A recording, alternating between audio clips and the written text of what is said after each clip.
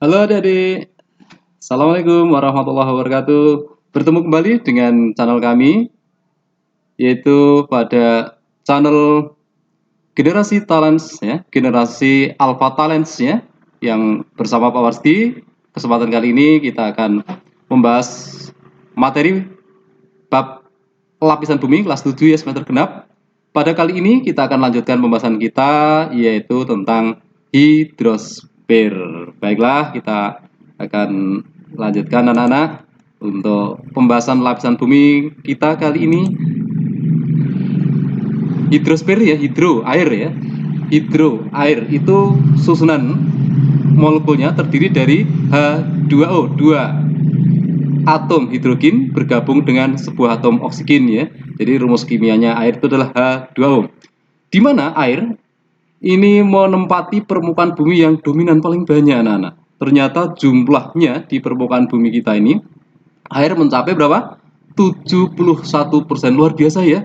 Iya, ternyata kebanyakan di muka bumi kita ini adalah air. Karena memang ini airlah yang nanti akan bertanggung jawab tentang kelangsungan kehidupan utamanya anak-anak. Utamanya adalah untuk mengontrol suhu ya, untuk mengontrol suhu. Kemudian wilayah perairan ini meliputi sungai, danau, laut, ya, samudra, selat gitu ya. Ini wilayahnya. Jadi jangan hanya terpetak pada yang namanya air itu sungai saja ya. Logis kalau memang jumlahnya begitu besar ya. Kemudian lapisan air yang menyelimuti permukaan bumi inilah yang nanti selanjutnya lapisan air yang menyelimuti permukaan bumi selanjutnya nanti kita sebut sebagai hidrosfer ya, lapisan kedua dari atas setelah atmosfer ya. Yang pertama akan kita lihat adalah untuk laut nih. Laut adalah airnya asin anak-anak. Yang mana air laut ini menggenangi sebagian besar permukaan bumi. Secara langsung ataupun tidak langsung, laut sangat berpengaruh terhadap kehidupan permukaan bumi kita. Karena di sana mengandung berbagai kekayaan, berbagai sumber daya ya, termasuk sumber daya energi gelombang yang selama ini memang belum kita manfaatkan secara maksimal ya. Itu energi yang luar biasa. Nanti coba kita pikirkan bagaimana pemanfaatan energi gelombang laut ini ya. Di sini untuk laut ya, laut airnya asin karena mengandung berbagai mineral ya, sehingga massa jenis air laut itu lebih besar daripada massa jenis air biasa ya. Yang air biasa memiliki massa jenis 1, tetapi untuk air laut ini lebih dari 1 ya. Wilayah laut dibedakan menjadi 3 kelompok ya, berdasarkan beberapa kriteria. Yang pertama adalah berdasarkan letaknya ya.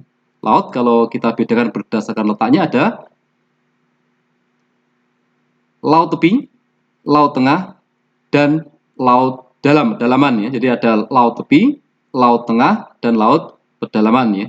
Kemudian berdasarkan proses terjadinya laut itu, maka dikategorikan dalam 3 kategori, yaitu laut ingresi, laut transgresi, dan laut regresi. Jadi ada 3 juga. Kemudian berdasarkan kedalamannya,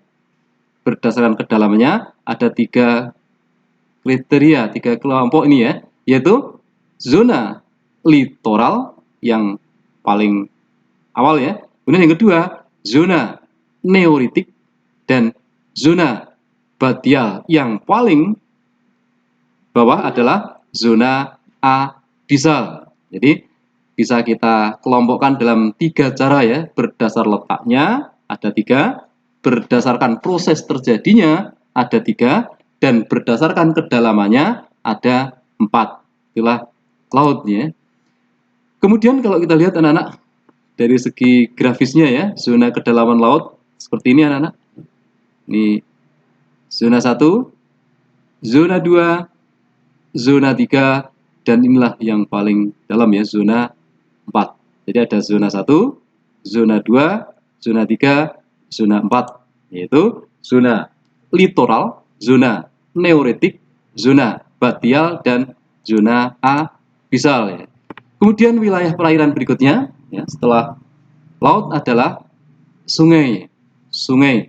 Mungkin sudah kerap sekali ya kita kalau terkait dengan sungai, terutama anak-anak Indonesia, anak-anak pedesaan apalagi, bahkan ini adalah sebagai tempat ya untuk bermain kadang-kadang anak-anak. Sungai adalah aliran air tawar melalui suatu saluran menuju laut. Ini adalah cara air mengalir menuju laut ya. Atau juga bisa ditahan di danau, baik danau buatan ataupun danau alami. Dan atau sungai lain yang lebih besar. Jadi bergabung gitu ya. Air sungai dapat berasal dari gletser, cairan es ya. Danau yang meluap atau mata air penguap pegunungan ini juga bisa mengalir dan membentuk aliran sungai ya. Dalam perjalanannya, aliran air sungai mempunyai 3 aktivitas. Disebabkan karena ada perjalanan air tadi mengalir di sungai tadi ya. Aktivitasnya apa? Yaitu erosi, transportasi, dan sedimentasi.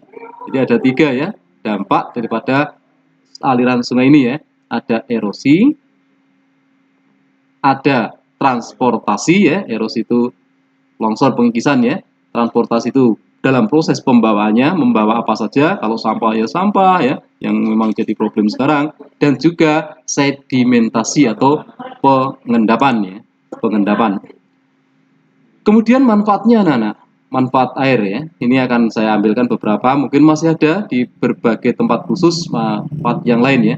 Manfaat yang pertama adalah untuk keperluan rumah tangga. Ini masih untuk di daerah pedalaman dan pedesaan khususnya anak-anak, karena memang kondisi sungainya, kondisi air sungainya memang sudah masih memungkinkan ya, yaitu untuk keperluan rumah tangga. Apa itu? Untuk minum. Bahkan ada juga selain ternak ya, minum ternak ya, dipakai juga untuk minum. Kalau istilah di daerah kampung tuh belik gitu ya, atau sumur yang dangkal. Juga untuk mandi, ini masih sering ya, mandi, mencuci apalagi ya, termasuk diantaranya adalah memandikan hewan ya, itu di sungai ya. Kemudian yang kedua adalah sebagai sumber irigasi, pengairan daerah persawahan, pertanian ya, ini juga memanfaatkan dari sungai ya, sungai dibendung, kemudian airnya dialirkan ke wilayah irigasi daerah pertanian ya. Kemudian juga ada yang dipakai untuk pembangkit listrik, tenaga air tentunya ya, PLTA ya. Juga di berbagai wilayah yang memiliki sungai-sungai besar ya, sungai besar ini bisa dipakai sebagai sarana transportasi ya, ada kapal-kapal kecil ya, bahkan untuk pengangkut kayu ya. Dan juga ada yang dikelola sebagai lokasi wisata, itu kegunaan air. Kemudian kita masuk pada hidro yang kedua ya, hidrosfer, bagian hidrosfer yang kedua yaitu danau. Danau adalah air yang jumlahnya besar, yang berada dalam suatu cekungan atau basin di wilayah darat, dengan catatan wilayahnya di darat ya, di darat. Sehingga tentu danau airnya tawar atau asin? Iya, karena di darat tentunya airnya adalah air tawar ya. Jadi danau itu termasuk air tawar ya.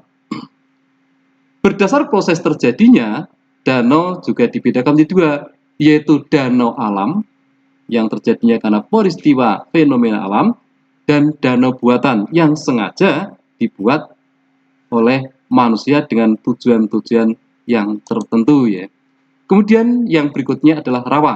Rawa adalah tanah rendah, jadi dataran rendah, karena memang air itu sifatnya adalah menuju ke yang lebih rendah ya, yang selalu tergenang air karena tidak ada pelepasan air atau drainase.